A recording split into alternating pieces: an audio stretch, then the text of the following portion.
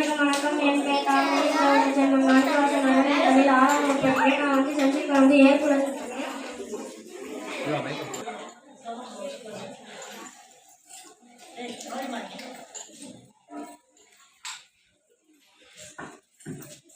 இதுக்கு தேவையான பொருள் அஜிடப்ஸ் பேட்டரி, அப்புறம் அஜிடப்ஸுக்கு கிப்பு, அப்புறம் மோட்டாரு, அப்புறம் காத்தாடி, அப்புறம் கூலிங்கான தண்ணி ஊற்றும் போது ஃபேன் சுற்றும் போது அவங்களுக்கு கூலிங்கான காற்று வரும்.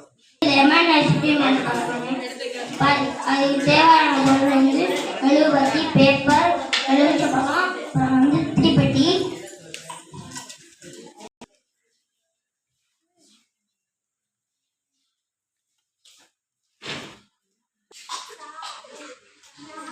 இந்த எலுமிச்சம்பழத்தில்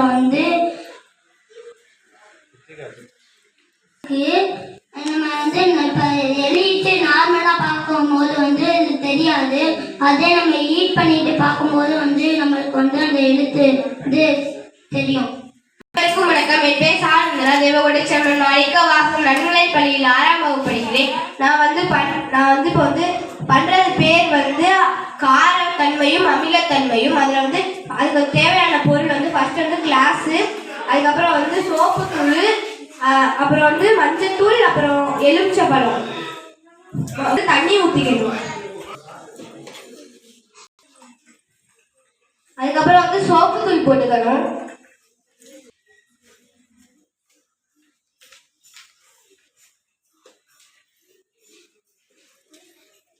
இப்போ ரெட் கலர்ல மாறிடுச்சு. அதுக்கப்புறம் எலுமிச்சம்பழம் புளியணும்.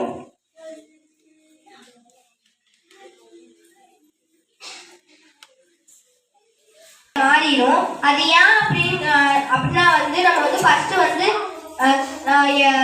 மஞ்சத்தூள்ல காரம் இருக்கு, அதுக்கப்புறம் சோப்பு தூள்ல காரம் இருக்கு.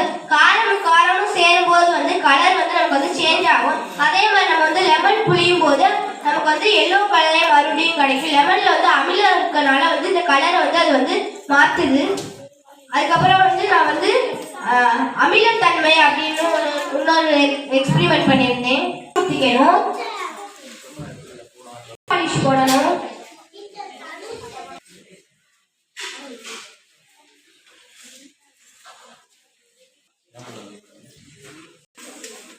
பத்த வைக்கணும்.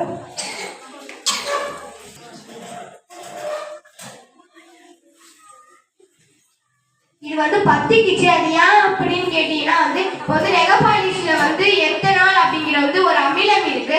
அதனால அது தண்ணியில மிதக்கும். அதை நம்ம பத்த வச்சா அது பத்திக்கிடும். நன்றி, வணக்கம்.